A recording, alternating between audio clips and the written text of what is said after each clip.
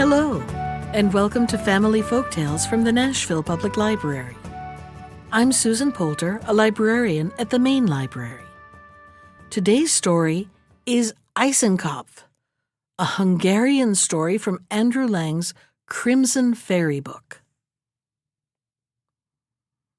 Once upon a time there lived an old man who had only one son whom he loved dearly. But they were very poor and often had scarcely enough to eat.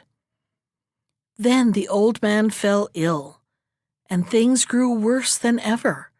So he called his son and said to him, "My dear boy, I have no longer any food to give you, and you must go into the world and get it for yourself.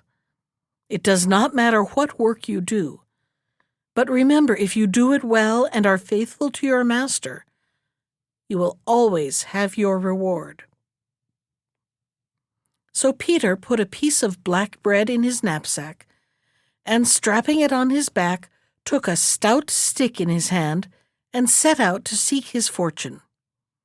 For a long while he traveled on, and nobody seemed to want him. But one day he met an old man, and being a polite youth, he took off his hat and said, "Good morning," in a pleasant voice. "Good morning," answered the old man. "And where are you going?" "I am wandering through the country trying to get work," replied Peter. "Then stay with me, for I can give you plenty," said the old man, and Peter stayed. His work did not seem hard, for he had only 2 horses and a cow to see after. And though he had been hired for a year, the year consisted of but 3 days, so that it was not long before he received his wages.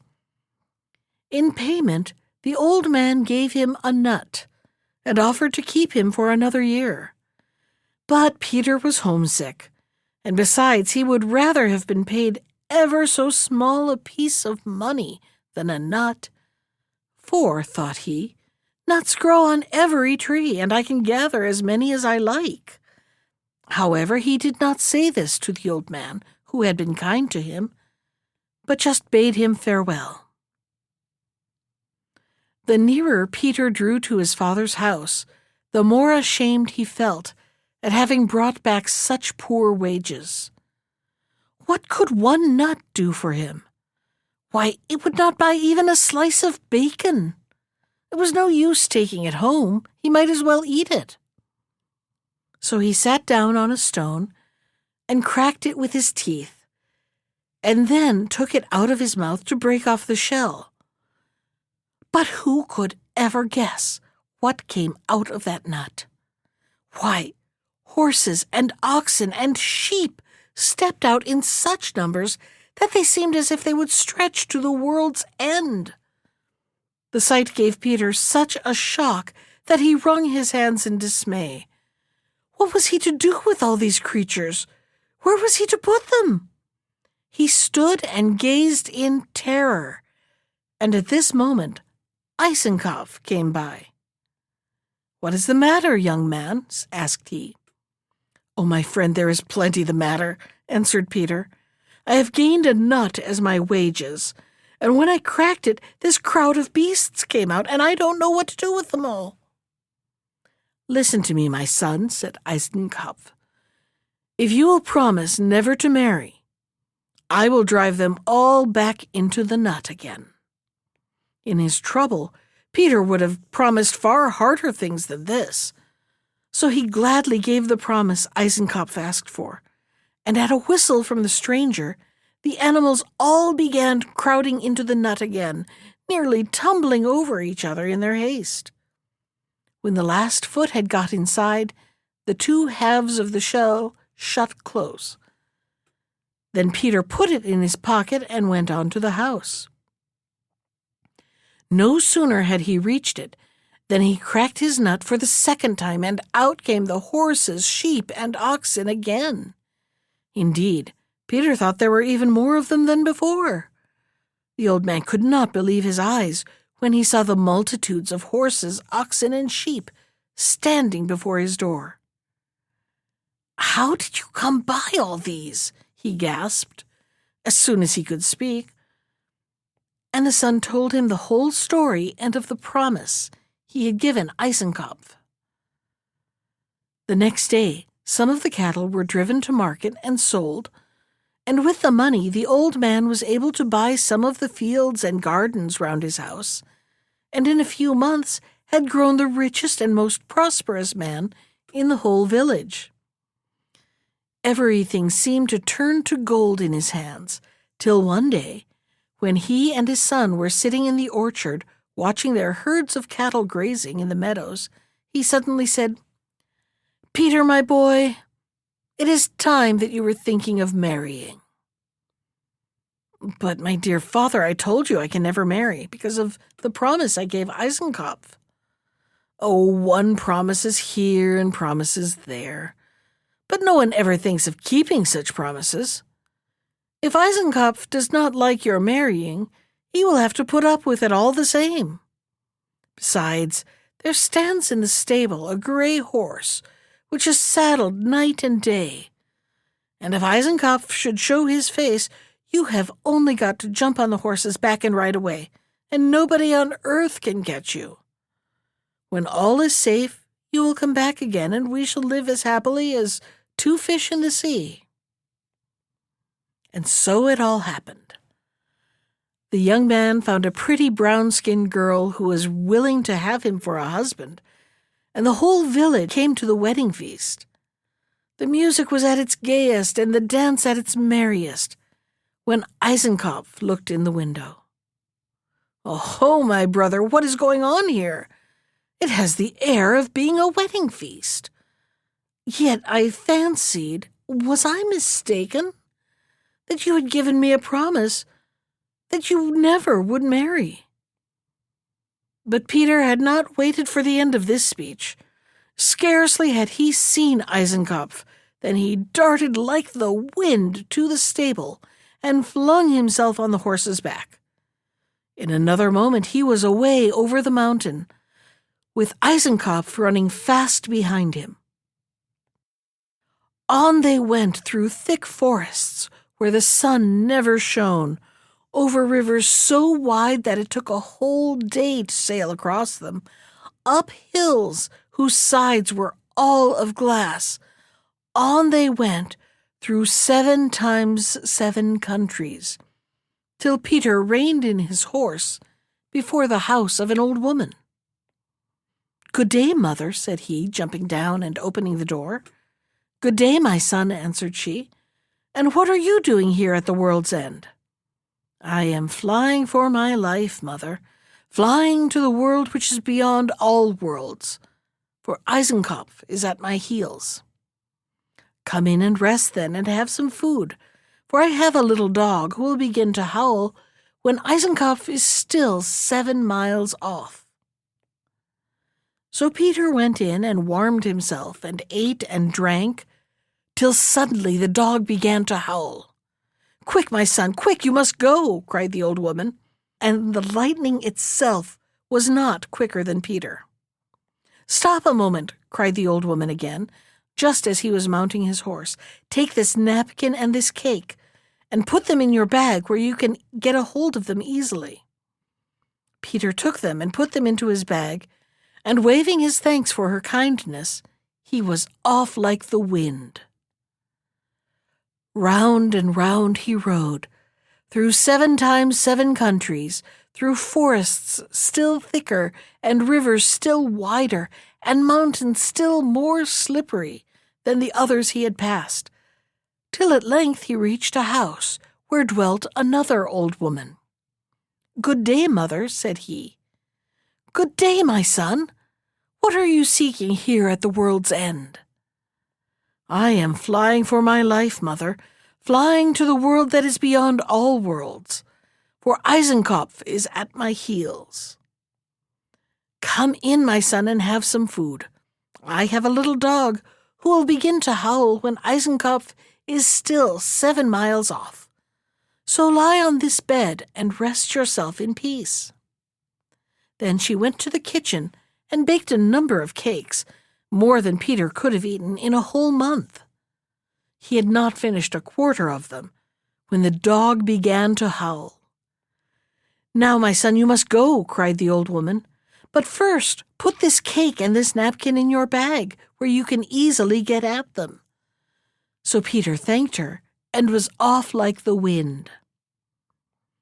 On he rode, through 7 times 7 countries, till he came to the house of a third old woman who welcomed him as the others had done.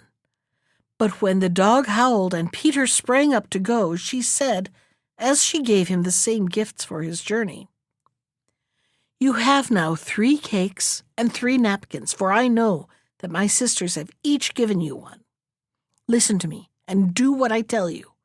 Ride 7 days and nights straight before you, and on the 8th morning you will see a great fire.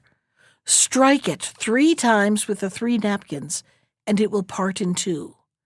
Then ride into the opening, and when you are in the middle of the opening, throw the 3 cakes behind your back with your left hand." Peter thanked her for her counsel, and was careful to do exactly all the old woman had told him. On the 8th morning he reached a fire so large that he could see nothing else on either side. But when he struck it with the napkins, it parted and stood on each hand like a wall. As he rode through the opening, he threw the cakes behind him. From each cake there sprang a huge dog, and he gave them the names of World's Weight, Iron Strong, and Quick Ear. They bayed with joy at the sight of him, and as Peter turned to pat them, he beheld Eisenkopf at the edge of the fire. But the opening had closed up behind Peter, and he could not get through. "Stop, you promise breaker!" shrieked he. "You have slipped through my hands once, but wait till I catch you again." Then he lay down by the fire and watched to see what would happen. When Peter knew that he had nothing more to fear from Eisenkopf, he rode on slowly till he came to a small white house. Here he entered and found himself in a room where a gray-haired woman was spinning, and a beautiful girl was sitting in the window, combing her golden hair. "What brings you here, my son?" asked the old woman. "I am seeking for a place, mother," answered Peter. "Stay with me, then, for I need a servant," said the old woman. "With pleasure, mother," replied he. After that, Peter's life was a very happy one. He sowed and plowed all day, except now and then when he took his dogs and went to hunt. And whatever game he brought back, the maiden with the golden hair knew how to dress it. One day the old woman had gone to the town to buy some flour, and Peter and the maiden were left alone in the house.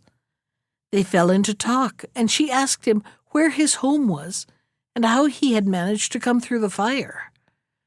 Peter then told her the whole story, and of his striking the flames with the 3 napkins as he had been told to do. The maiden listened attentively and wondered in herself whether what he said was true. So after Peter had gone out to the fields, she crept up to his room and stole the napkins and then set off as fast as she could to the fire by a path she knew of over the hill. At the 3rd blow she gave, the flames divided, and Eisenkopf, who had been watching and hoping for a chance of this kind, ran down the opening and stood before her. At this sight, the maiden was almost frightened to death, but with a great effort she recovered herself and ran home as fast as her legs would carry her, closely pursued by Eisenkopf. Panting for breath, she rushed into the house and fell fainting on the floor. But Eisenkopf entered behind her and hid himself in the kitchen under the hearth. Not long after, Peter came in and picked up the 3 napkins, which the maiden had dropped on the threshold. He wondered how they had got there, for he knew he had left them in his room. But what was his horror when he saw the form of the fainting girl lying where she had dropped, as still and white as if she had been dead. He lifted her up and carried her to her bed, where she soon revived. But she did not tell Peter about Eisenkopf, who had been almost crushed to death under the hearthstone by the body of World's Weight. The next morning, Peter locked up his dogs and went out into the forest alone.